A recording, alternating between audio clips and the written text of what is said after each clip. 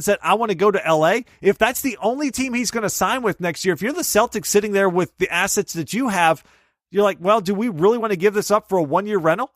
Kawhi has 2 years left on his deal, but he's got the player option. So he's gone after next year. He's going to go sign with somewhere. And it may not be the Paul George situation where you bring him in, you say, okay, maybe we can sell him, our organization, and we can keep him. Because if Paul George leaves, now Oklahoma's sitting there with basically Westbrook and Steven Adams and a very overpaid Carmelo Anthony. And here goes Victor Oladipo and Sabonis with the Pacers as one of the up-and-coming teams in the East. So it's a very complex situation. But with the Spurs, I think they're trying to gain some leverage back. If they say, no, we're not trading you to the Western Conference, maybe the Lakers do panic. Like, okay, if we bring him in on the trade and we can make some of these other moves, it's an easier move for us to sort of manipulate these pieces around. Are the Clippers going to jump into it? If I was the Spurs, I put it on Twitter, I would be saying Kawhi might be willing to sign with the Celtics, or he might be willing to go to a Cleveland if LeBron stays there. I'd be putting all these rumors out there just to play with the Lakers, because the other problem I put out was, look at the Lakers roster. Does Greg Popovich looks like a guy that wants to deal with LeVar Ball? No. I mean, have we anything about Greg Popovich look like he wants to put up with that? We're talking about Magic Johnson and the whole LA scene, really not thrilled with LeVar, not really a fan of Lonzo and Kyle Kuzma with their diss rap tracks that they've put out. I mean, the whole thing is a mess, but then you're going to have to get a third team in, because the Spurs are not going to take Lonzo, so you're going to have to ship him somewhere and send the assets back to the Spurs. And maybe a Kuzma goes there, or maybe an Ingram, two guys I think would fit in with what the Spurs are doing. They're already a 45-plus win team, so you add a couple more pieces in, they get a draft pick. Maybe they look to rebuild that way and build some youth in there. But Kawhi really put the hammer down on him when he said just L.A., because, again, that takes a lot of suitors in the East and makes them say, you know what? This is kind of like an auction. I'll give you 25 cents, 40 cents on a dollar, but you're not getting dollar for dollar talent for this guy, no matter how good he is, because we're not paying for a 1-year rental. We're probably not that close with Golden State sitting out there. What I liked about one of the points you made was the way that the Pacers benefited from that Paul George situation by not sitting on that. At least they got Sabonis and Oladipo back, which no one really loved at the time, but it turned out to be a good thing. And at least they had value for Paul George. Even if it was an 8 out of 10 on their scale about what their trade value was, at least they got assets out of that. And I think that was the smartest thing for them to do, rather than letting PG-13 just walk. Eric, you can't get nothing for an MVP candidate player because you're pissed off at him. You just can't do it. You have to put emotion aside. I'm not saying you sit there and you take on a crappy contract. I'm not saying that you trade him to the Cavaliers and take on Tristan Thompson and J.R. Smith just to ship him to Cleveland just to be petty. I'm saying if you can get picks and young assets and players that you can move around and fit in your team, you have to do that. You can't just sit there and do that no matter how mad you are at the guy. If it's over, it's over. You've got to recoup something. Yeah, no, totally agree. So with the draft coming up, Justin, let's transition to that. And do you see the draft and any movement prior to that, whether it's Kawhi or otherwise, playing into maybe affecting the top 5 or 10 picks in the draft? Are there going to be teams that trade picks to get a guy like Kawhi and maybe roll the dice on something like that? Or do you think we're going to see a pretty standard draft on Thursday? I can't see any moves right now involving Kawhi yet, because I think the Spurs are going to try to play this out. And like I said, they're going to try to find some ways to build some leverage back in. And again, if you're one of these teams that are not an LA team, what's the point of trading a top 10 pick? They're not close at all, so they're not going to win. At least if you're Boston, you could make the sense of, you know what, we do have potentially 4 first-rounders next year. What if we give 2 away to the Spurs and we send them, one of our pieces, and we get Kawhi for a year, we try to make a run at it, and we try to sell him on why he should re-sign here and be a star. Maybe they can make a case. But if you're the Suns or the Bulls or the Mavericks, you're not close. You're not even remotely close. So why burn your assets and take on a guy for a year and set your franchise back even further? So I think it looks like the team that's kind of on the hot seat right now is the Memphis Grizzlies at 4, but they want to send Chandler Parsons' enormous, horrible deal that they signed with him that they're just trying to get out from under and package that with the 4th pick. One of the teams rumored to be interested in moving into the top 5 is a team we follow, the 76ers. So you're sitting there looking at the Sixers, $30 million in cap space. It's been rumored they want to make a run at LeBron, potentially Paul George. Maybe Kawhi Leonard, there's rumor there. I can't see that happening again. Why would you give up the young players for a one-year guy in Kawhi when you're the Sixers trying to build? But if you're the Sixers, we saw this last year, Eric, and this is what makes me nervous. When the draft day came up, before that, they made a bad deal. They overestimated the talent at the top of the draft. Here they are trying to get into the top 5, not really sure who they're targeting. But do you think that's a move that they should look to make, is trading maybe the 10th pick, the number 26 pick, to Memphis, take that 4th pick, and take Chandler Parsons' deal and eat it for 2 years? No, I really can't get behind that at all. Thank God you said that. I was going to have to wrestle you in the studio right now. And as you were describing this situation, I'm looking at you going, are you serious right now?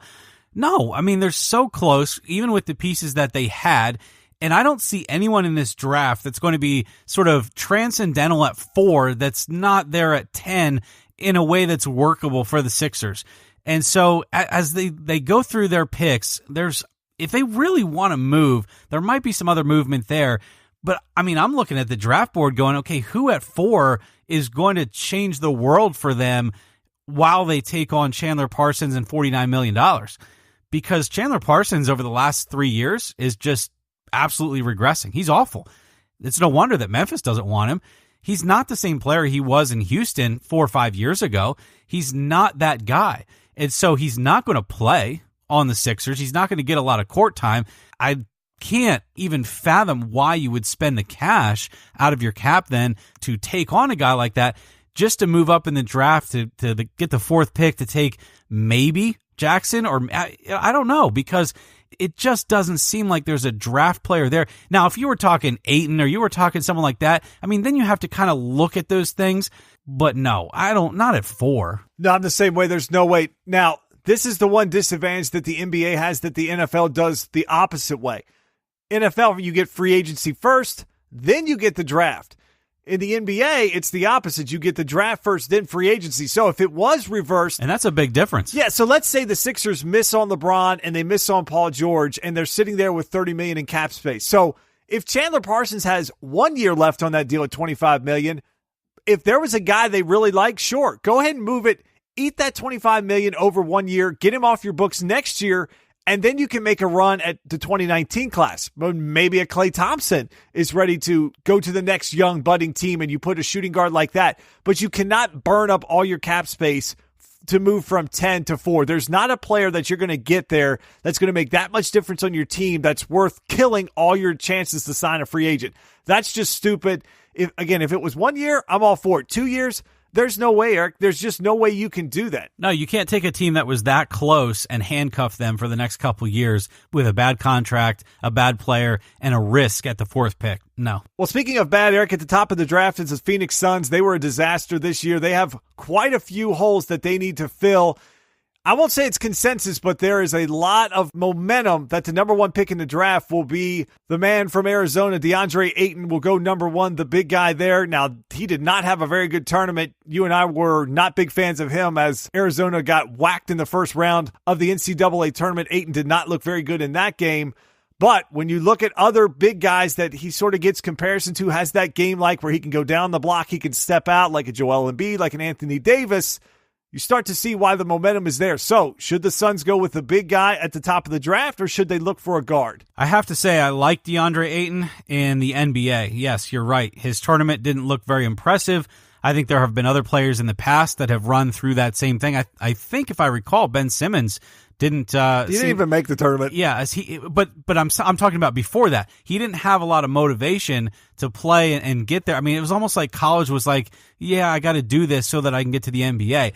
So in this day and age with the one and dones, and we talked about some of that in past episodes with the challenges that provides not only to the college teams, but then the NBA teams at assessing talent in big games, because DeAndre Ayton in a big spot didn't play very well, but he played well certainly to get to that spot. And I just think that you look at his size, his wingspan, what he can do, the guys that they're comparing him to, I just don't think you can afford to pass up on a talent like that. Because let's say Phoenix takes a chance on a guard. Let's say they do the Doncic move that everyone kind of has speculated for a while. Now, I know he's sort of dropping a little bit, but let's say they were to take a risk on that. and then he becomes like a Rubio, and he's serviceable and he's decent, but he's never the star that they thought he was going to be. Meanwhile, another team like, maybe obviously at number 2, I think Sacramento then would grab Ayton if he was still there.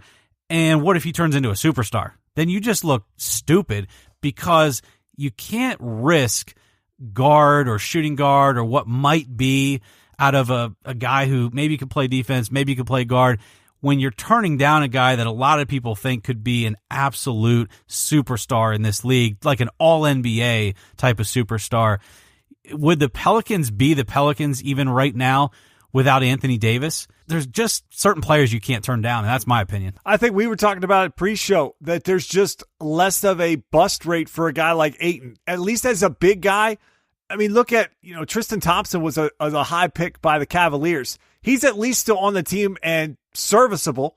Now he's overpaid, but again, as a big, there's other things that they can do. They can rebound, they can be a screener, and then the upside of him is what a guy like Joel Embiid and what Anthony Davis has done for their team. So I agree with that. I'll throw this out at you because I was thinking about this before the show as well. If Memphis is open for business at 4 and you're the Phoenix Suns, you have the number 16 pick this year.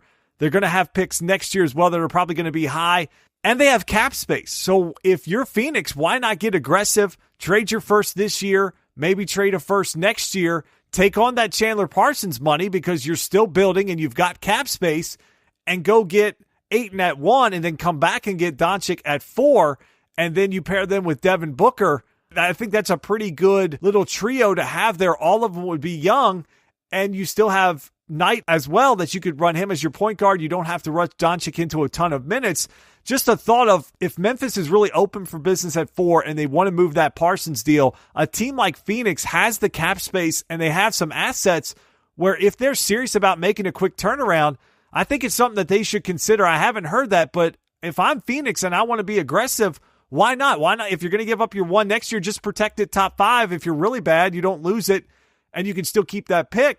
But why not try to get really good fast? I don't see really any downside to that. If they can pull it off. They're already horrible. What's the worst that could happen? That's exactly it. In the NBA, when you're rewarded for being in last place or being a bad team, and then you do that for a couple of years, and then you have some pieces and then some moves that you can make, you've got to strike while the iron's hot. And if they can do that, if they can pull off some shifty moves like that to get something where they've got, Booker's good.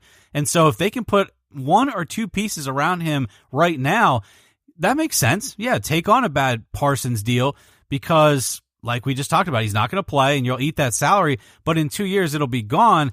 And meanwhile, then you've got young superstars that are budding and coming up. I don't think it's a bad idea. All right, Eric, one last question here before we close out segment 1, and that is on Trae Young. For the first time since 1983-84 season, Trae Young led the NCAA in scoring at 27.4 points a game and also was the league leader in assists at over 8 a game. To me, you draw the comparisons obviously to Steph Curry, but it's kind of crazy how this is starting to work out in that he's kind of right in that area that Steph was taken, that 7, 8, 9 range that's sitting there. So when you watch his game, Eric, if you're 7, 8, or 9, do you draft a Trae Young hoping for the potential that he becomes the next Steph Curry and you don't want to be the team that misses him? Absolutely. Same reason I said on Ayton. You can't turn down someone who's an all-star, all-NBA prospect at number 1. It's kind of the same idea. Once you get down to 7, 8, 9, 10, 11, you're in that range. Depending on your team needs, if you think a guy like Trae Young could become a Steph Curry, remember, we talked about the fact that Steph Curry wasn't brilliant his first year or 2. He didn't develop as the player he is today until really his 3rd or 4th year. There are some people who think Trae is a bit small. They think the conference that he played in is a bit too easy. Some of those stats could be slightly inflated based on the schedule that Oklahoma has. But if you miss on that, and then the guy that you took instead in that, like I said, mid-range, 7, 8, 9, that back end of the top 10, and he's a bust, again, you look like a fool. But we've talked about this too. I think being a sports GM, although you and I would both love to do it, it's got to be one of the hardest jobs on the planet. It's the exact reason that the Sixers, with the burner account and Colangelo, you can't just fire a GM on the spot because good GMs are hard to come by. I'm not saying Colangelo was great, but good GMs are hard to come by. And so as a GM, it's a risky thing, but the worst thing you can do is pass up on players